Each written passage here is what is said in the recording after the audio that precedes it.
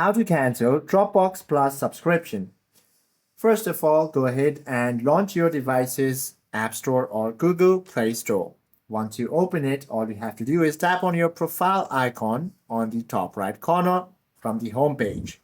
Scroll down to the Payments and Subscription panel. All you have to do is go ahead and select the Subscriptions option. From here, locate the Dropbox application. Now tap on it and tap Cancel Subscription, then follow the on-screen instructions.